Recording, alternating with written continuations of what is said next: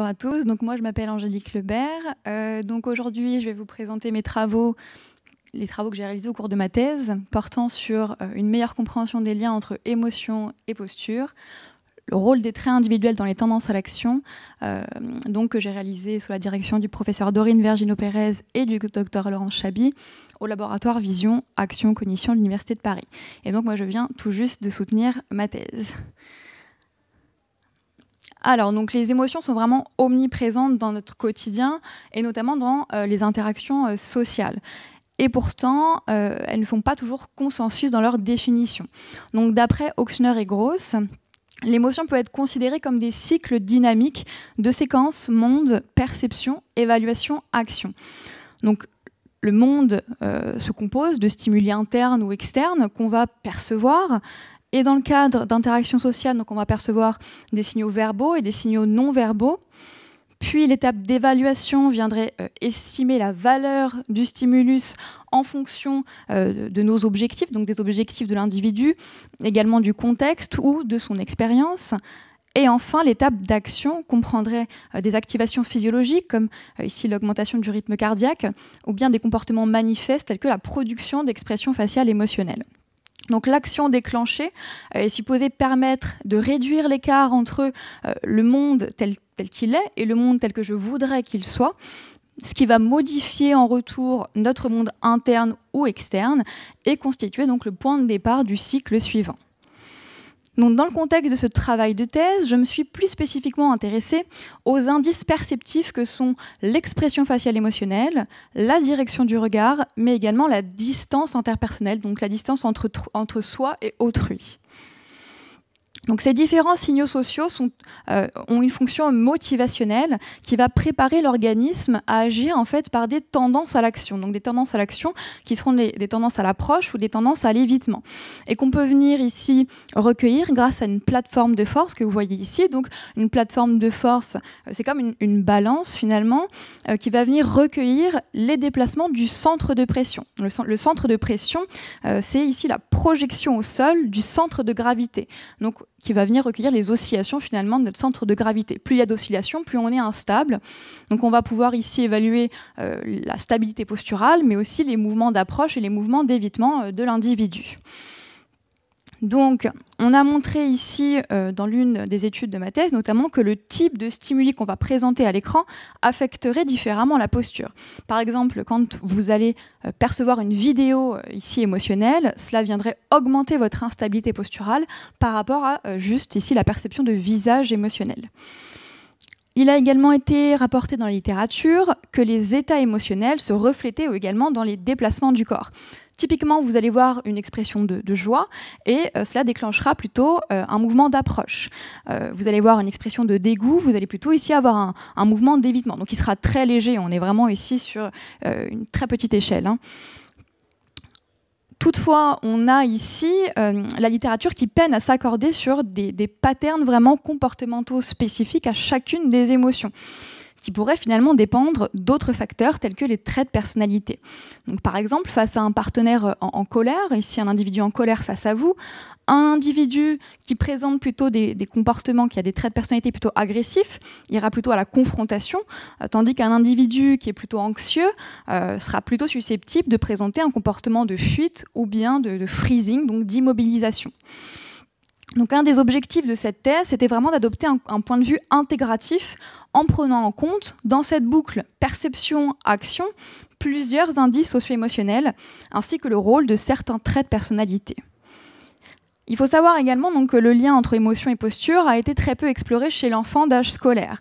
On a quand même quelques études qui ont montré une moins bonne stabilité posturale dès l'âge de 7 ans face à des visages émotionnels donc tristes et heureux par rapport à des visages neutres, mais également face à des vidéos émotionnelles par rapport à des films neutres. Dans un contexte clinique, ces liens entre émotion et posture commencent également un peu à être étudiés. Par exemple, chez des patients qui présentent un trouble du spectre de l'autisme, où on observe ici des difficultés socio-émotionnelles qui peuvent affecter la sensorimotricité, participer aux difficultés dans les activités de la vie quotidienne, pour participer à des activités sociales. Et de façon réciproque, chez des patients donc, qui présentent un trouble d'acquisition de la coordination, où cette fois-ci, au premier plan, on observera plutôt des difficultés motrices. Cela pourra venir gêner, ici au second plan, la mise en place d'interactions sociales et donc contribuer à placer l'enfant en retrait de ses camarades. Donc, dans le cadre de mes travaux de thèse, nous sommes intéressés au lien entre émotion et posture chez des enfants et adolescents porteurs d'une pathologie au niveau du cervelet. Le cervelet, il faut savoir que c'est une structure qui a longtemps été impliquée uniquement dans les fonctions motrices, mais son rôle a été plus récemment étendu aux traitements cognitifs, affectifs et comportementaux. Donc, nos patients avaient plus spécifiquement un kyste arachnoïdien de la fosse cérébrale postérieure qui peut venir en fait donc compresser le cervelet. Souvent, le kyste est considéré comme bénin par le milieu médical.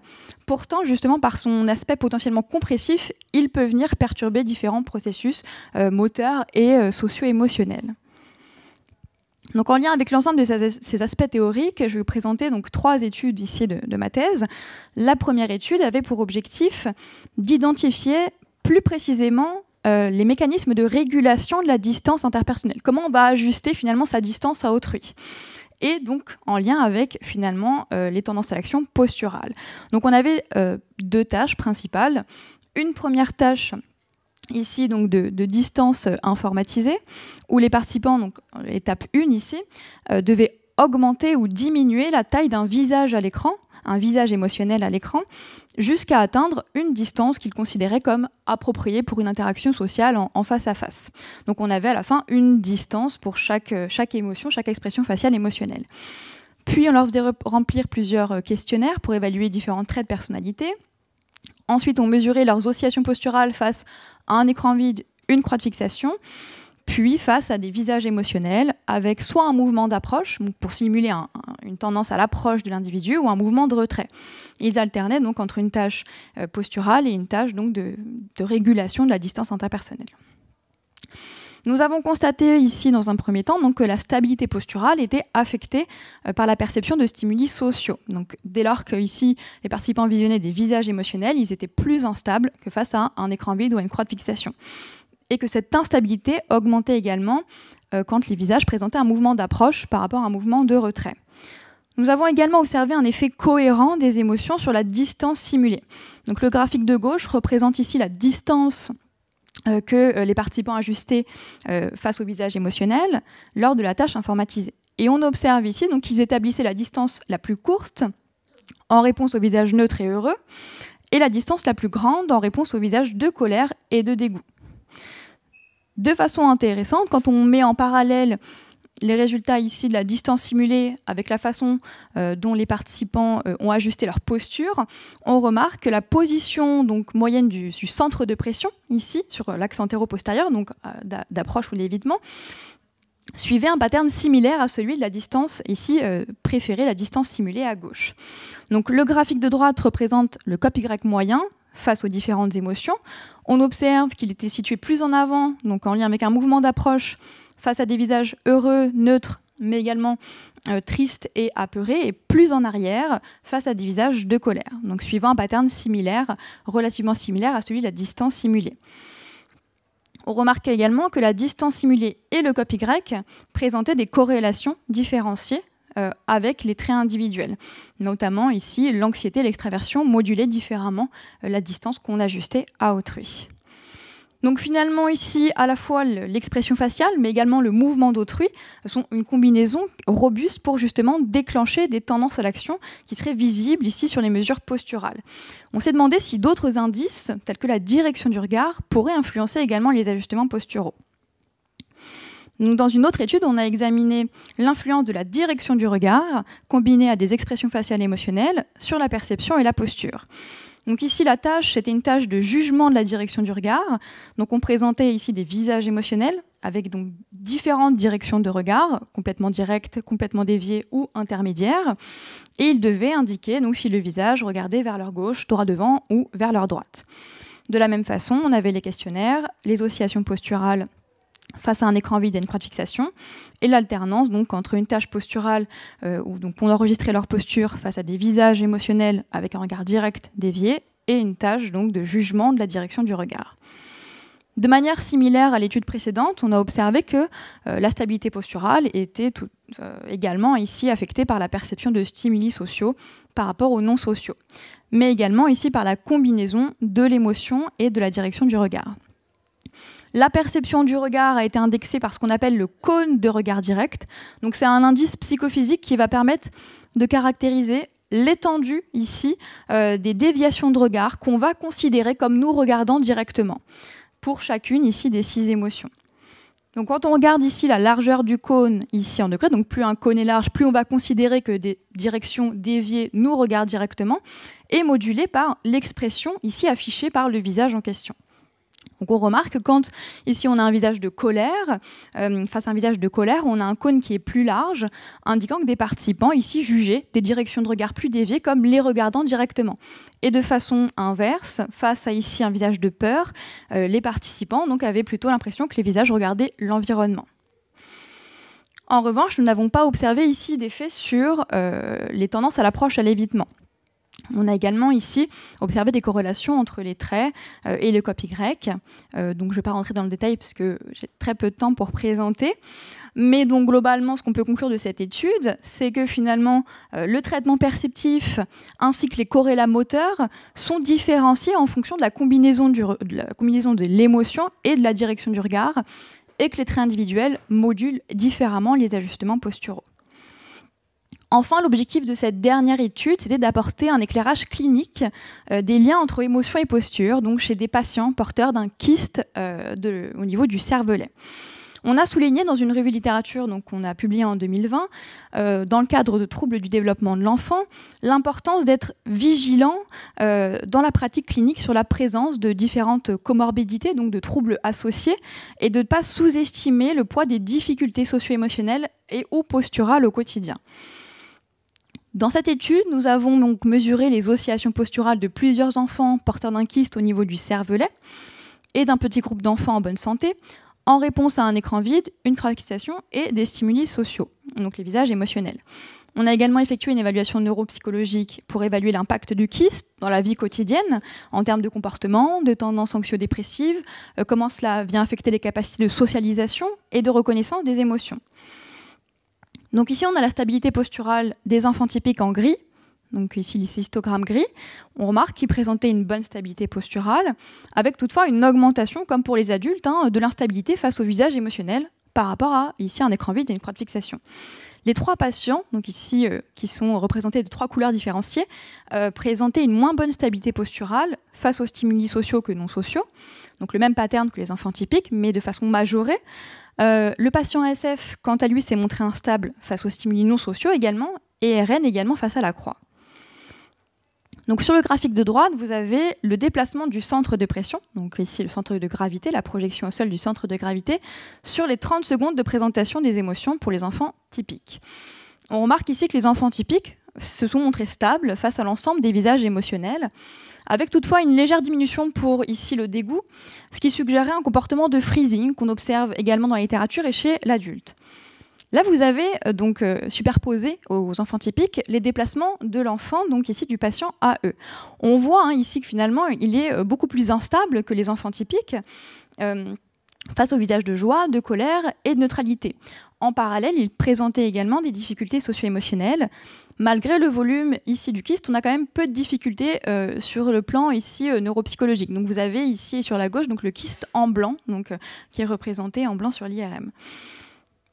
Pour le patient SF, donc lui s'est montré moins stable que les enfants typiques face à l'ensemble des expressions faciales, à l'exception de la colère, et témoignait de difficultés sur le plan de la socialisation, ainsi que des tendances anxieuses et dépressives. Enfin, notre patient donc RN, donc lui était moins stable que les enfants typiques face aux différentes émotions, à l'exception du dégoût et de la peur. Donc on peut toujours ici, qui peuvent représenter le comportement de freezing, mais des difficultés significatives à la fois sur le plan de l'agressivité, du contrôle émotionnel, de la socialisation et la présence d'une anxiété et de tendances dépressives. On remarque que son kyste ici est plus petit, mais il est aussi plus compressif sur le cervelet, donc ce qui est un bon indicateur également des difficultés dans la vie quotidienne. Donc finalement, à partir des différents résultats ici, sur le plan postural et socio-émotionnel, on a fait émerger donc 2 profils neuropsychologiques principaux associant des difficultés posturales et ou socio-émotionnelles. On peut lier donc la sévérité ici avec justement le volume, la forme du kyste. Et donc, ce qui nous montre finalement que justement les répercussions du kyste au sein des processus cognitifs, affectifs et comportementaux ne doivent pas être négligés et doivent être prises en compte dans le cadre de leur bilan neuropsychologique pour mettre une intervention ici précoce et ciblée. Donc, en conclusion, finalement, en résumé, l'ensemble de ces travaux suggère que les liens entre perception et action sont finalement bidirectionnels et modulés de manière différenciée par différents signaux socio-émotionnels et de façon modérée par les traits individuels. Et qu'il est donc finalement essentiel de les prendre en compte dans nos perspectives futures, donc de l'étude des liens entre perception et action. Donc, ceci conclut cette présentation. Je vous remercie pour votre attention et donc je me tiens prête à répondre à vos questions.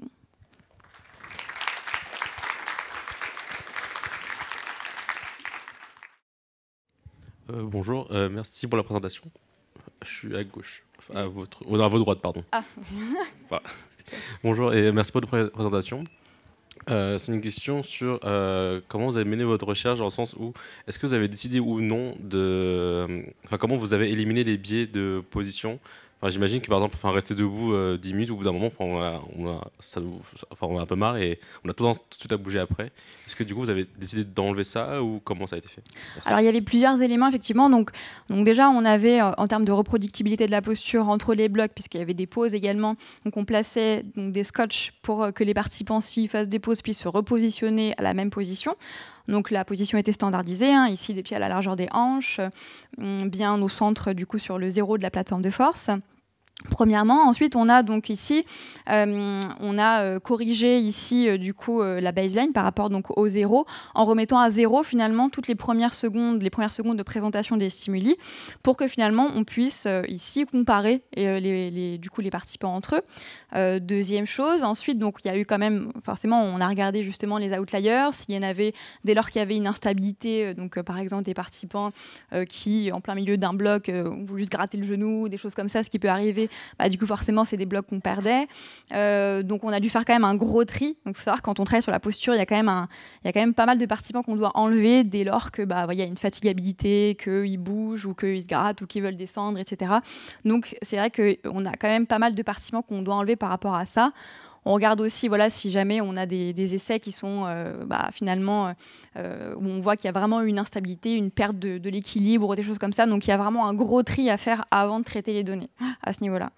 Et après, pour les enfants, de toute façon, c'est pas du tout le même type de protocole parce que les adultes, ils restent quand même en tout une bonne demi-heure sur la plateforme, alors que les enfants, c'est 8 minutes maximum avec des pauses, etc. Donc c'est pas du tout le même protocole. On adapte vraiment ici justement aux enfants. Ouais.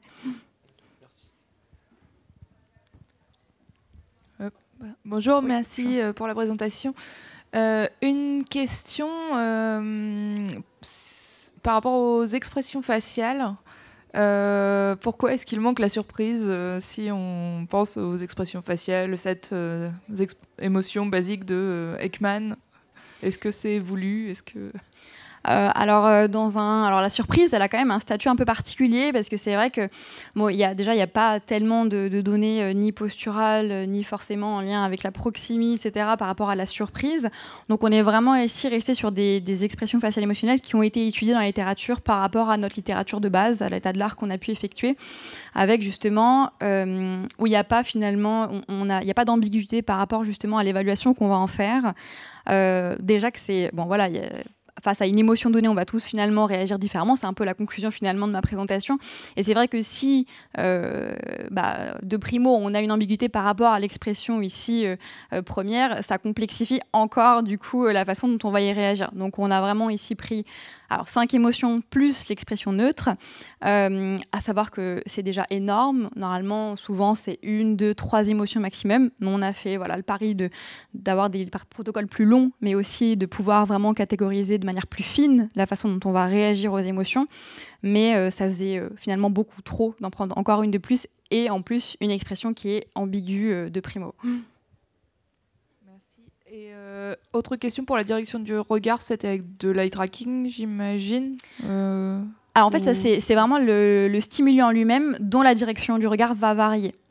D'accord, donc là on a utilisé un logiciel qui est FaceGen, où en fait on a dévié l'expression du visage émotionnel, soit donc de 3 pixels, 6 pixels, 9 pixels. Donc 9 pixels c'est complètement dévié, donc là il n'y a pas d'ambiguïté sur la façon dont on va interpréter la direction du regard, 0 degré non plus parce que c'est droit devant, mais par contre 3 et 6 pixels ici, donc dévié de 3 ou 6 pixels, là on peut avoir nous un doute sur finalement est-ce que le visage me regarde ou est-ce qu'il regarde l'environnement. Et c'est vraiment sur cette tranche ici, cette déviation intermédiaire, que nous, du coup, on suppose que d'autres mécanismes vont intervenir sur la façon dont on va interpréter cette direction-là. Ok, merci. Si on est un peu bébête, on pourrait faire un syllogisme comme quoi si on a un kyste, alors on a une instabilité posturale. Mais je me posais la question, en fait, les enfants qui avaient un kyste, eux, ils ont dû traverser l'environnement hospitalier et apprendre la nouvelle qu'ils ont un kyste. Et du coup, est-ce qu'ils n'avaient pas juste une fragilité psychologique qui fait que le type de candidat étudiable est en fait extrêmement large et c'est pas forcément lié à une pathologie physique. Vous voulez dire par rapport au comportement qu'on a observé et non en lien avec le kyste en lui-même, c'est ça? Ouais, c'est ça en fait. Tu peux avoir des tonnes de public qui n'est pas forcément lié à un kyste au cervelet, quoi. Alors, donc là, ce qui est intéressant, c'est que finalement, on peut vraiment se baser sur une littérature qui a été établie avec le cervelet qui est vraiment impliqué dans différents processus moteurs, cognitifs, socio-émotionnels.